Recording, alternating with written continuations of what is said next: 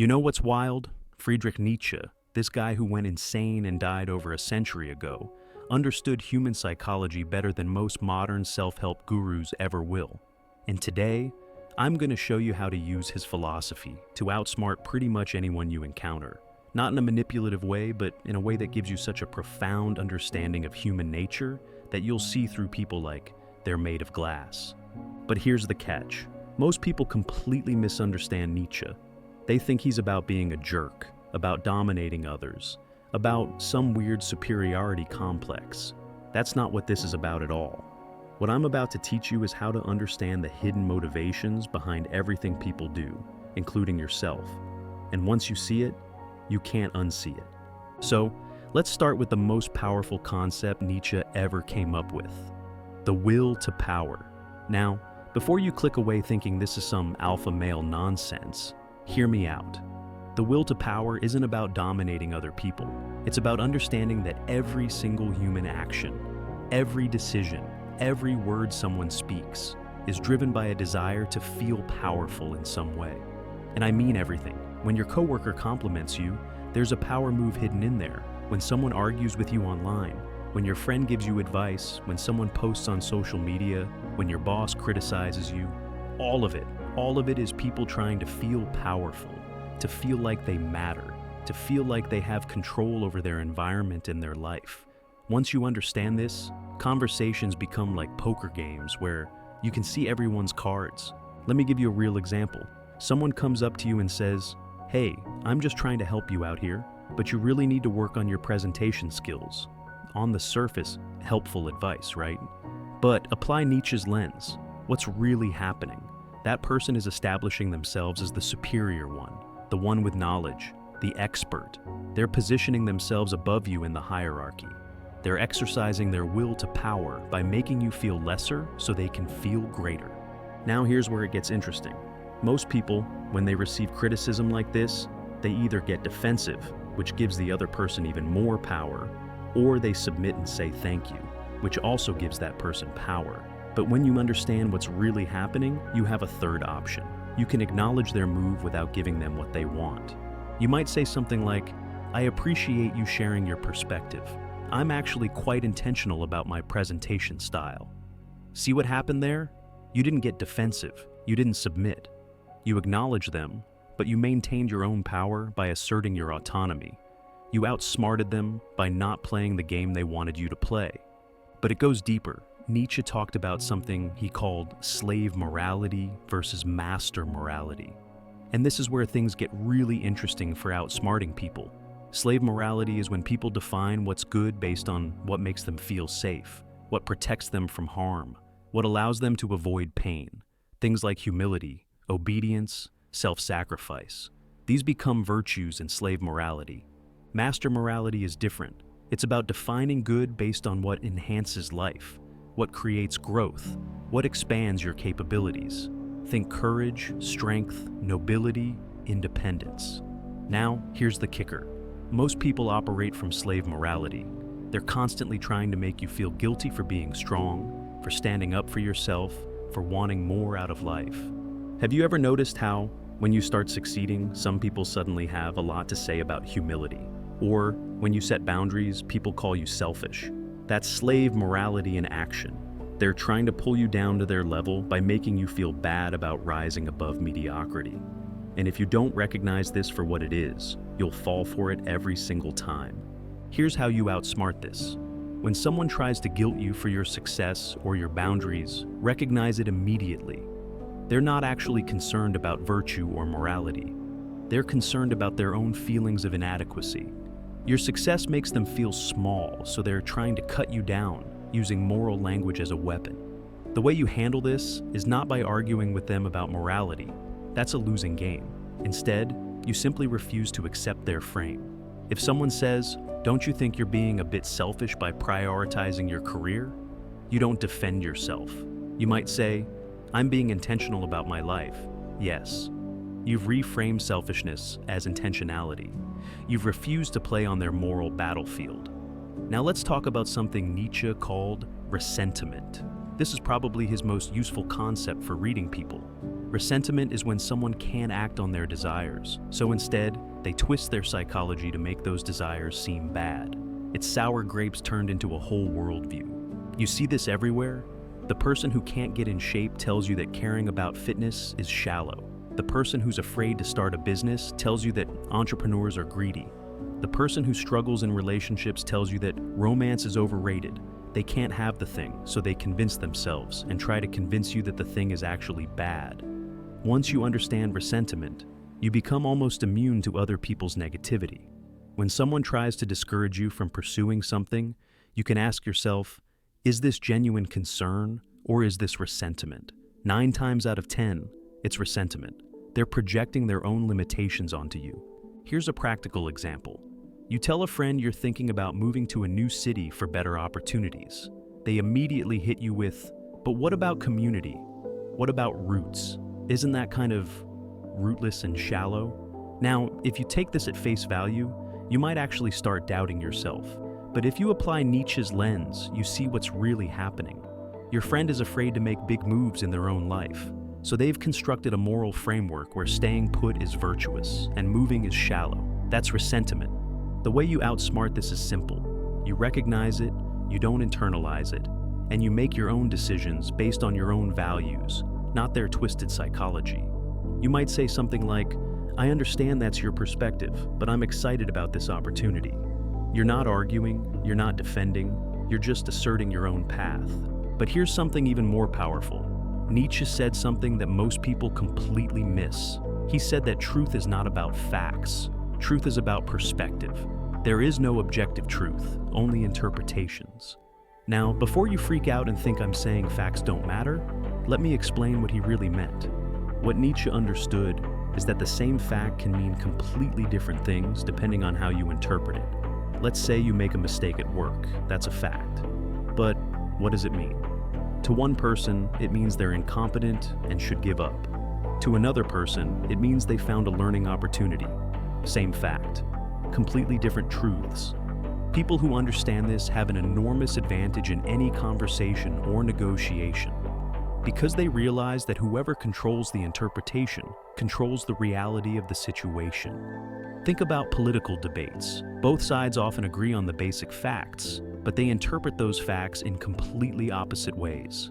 The winner isn't the person with better facts. It's the person who can make their interpretation seem more compelling. So how do you use this to outsmart people? You become very intentional about framing and interpretation. When something happens, you don't just accept other people's interpretation of what it means. You actively shape the narrative. Let's say you're in a meeting and someone points out that your project is behind schedule. That's the fact. The person who pointed it out wants to interpret this as evidence that you're not capable. But you can reframe it. You might say, we're taking extra time because we discovered an opportunity to deliver significantly more value. We could have hit the original deadline with the basic version, but I thought it was worth the delay to exceed expectations. Same fact, completely different interpretation. You've outsmarted them by controlling the frame. Now, Nietzsche also talked about something crucial for outsmarting people, and it's going to sound harsh, but stay with me. He said that most people are part of the herd. They don't think for themselves. They adopt the values, beliefs, and behaviors of whatever group they're part of. They're not individuals making conscious choices. They're basically sophisticated sheep following the flock. And here's the uncomfortable part. He's right. Most people don't question why they believe what they believe. They believe it because their family believes it, or their social group believes it, or because it's what they were taught in school. They've never actually examined their own beliefs independently. Once you see this, you have an enormous advantage, because herd mentality is predictable. If you understand what tribe someone belongs to, you can predict with shocking accuracy what they'll say, what they'll believe, what they'll value, how they'll react. It's like having a cheat code for understanding people. But more importantly, you can avoid falling into herd mentality yourself. You can start questioning your own beliefs. Why do I believe this? Is this actually true? Or is this just what my group believes? Am I making this choice because I genuinely want to, or because I'm afraid of what people will think if I don't? When you break free from herd mentality, you become very difficult to manipulate, because most manipulation techniques rely on social pressure, on appealing to group values, on making you afraid of being different. But if you've already done the work of thinking independently, those techniques just bounce off you. Here's a practical application. Someone tries to pressure you by saying, "Everyone is doing it this way." Most people feel compelled to conform, but you recognize this as an appeal to herd mentality. You can simply respond, "That's interesting, but I prefer to evaluate things on their own merits rather than just following what's popular." You've outsmarted their manipulation attempt by refusing to accept that popularity equals correctness. Let me tell you about another Nietzschean concept that's incredibly powerful: the idea of eternal recurrence. Nietzsche asked, what if you had to live your life over and over again, exactly the same way for eternity?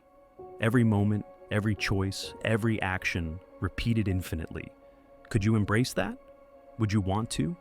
Now, most people hear this and think it's just some weird thought experiment, but it's actually a profound psychological tool for cutting through nonsense and making better decisions. Because when you apply the eternal recurrence test to someone's behavior, including your own, you see whether they're living authentically or just going through the motions. That person who complains constantly about their job but never changes anything, would they want to live that life eternally? Of course not. They're living inauthentically, stuck in a pattern they hate but too afraid to break. Once you see this, you don't take their complaints seriously anymore. You recognize that they're not actually looking for solutions. They're comfortable in their misery. You can use this on yourself too. Am I doing things I'd be proud to repeat eternally? Or am I wasting time on things that don't matter? Pleasing people I don't care about? Avoiding challenges because I'm scared? The eternal recurrence test cuts through all the rationalizations and excuses. It forces radical honesty. When you're in a negotiation or a difficult conversation, you can apply this test. Ask yourself, am I behaving in a way I'd be proud to repeat for eternity? This keeps you grounded in your values. It prevents you from being manipulated into doing things that violate your principles just to avoid temporary discomfort. Here's something else Nietzsche understood that gives you a massive advantage. He said that suffering and struggle are not things to be avoided. They're actually necessary for growth. He said, "What doesn't kill me makes me stronger."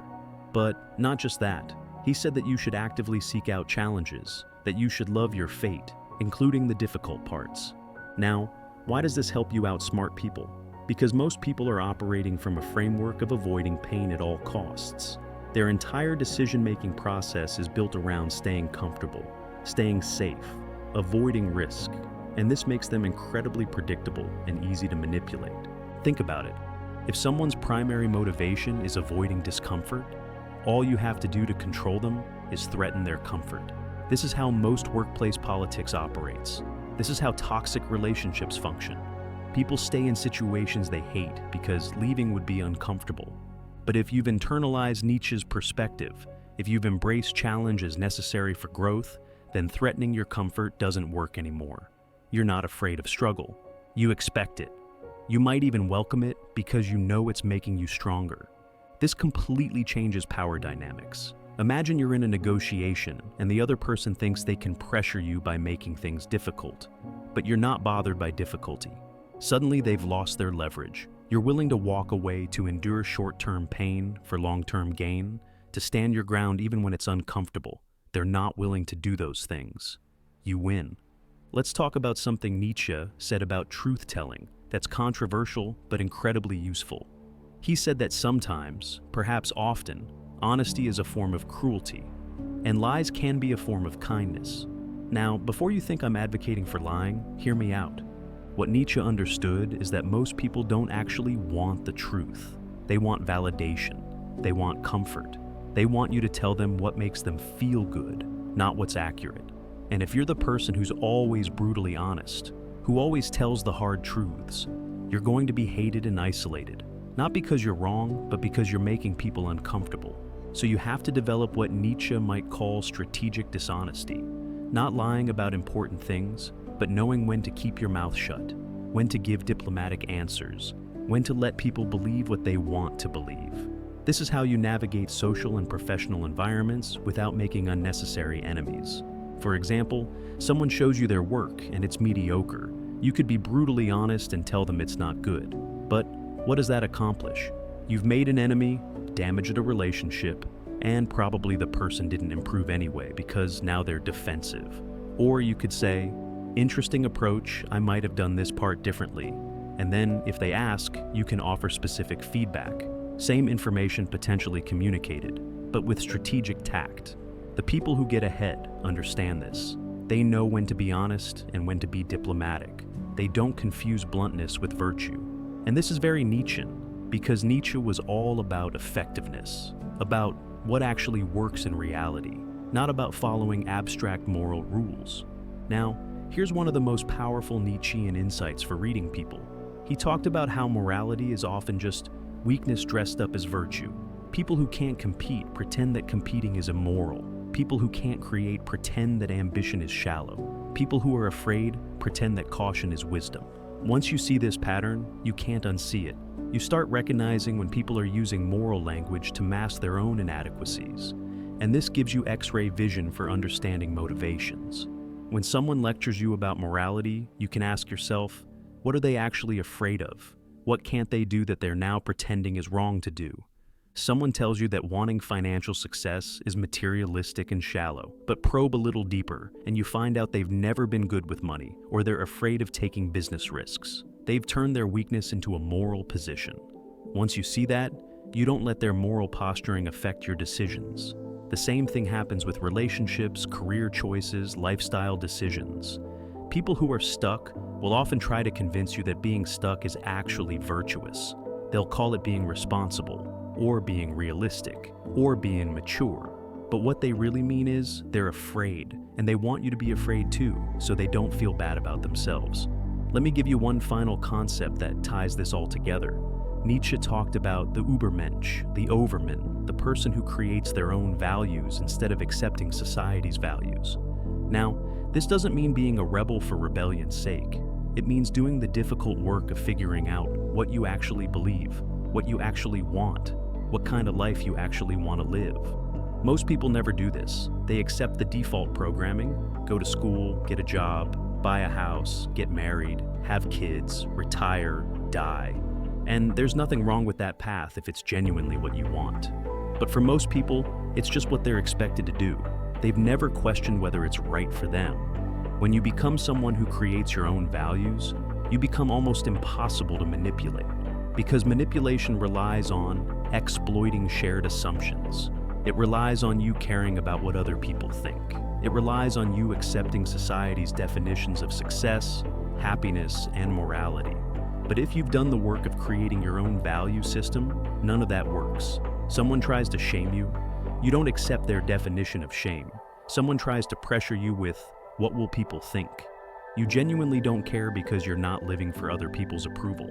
Someone tries to make you feel inadequate by their standards. You're measuring yourself by your own standards. This is the ultimate form of outsmarting people. You're not playing their game. You're playing your own game by your own rules, and you can't lose a game that you designed for yourself. So here's what you need to take away from all of this.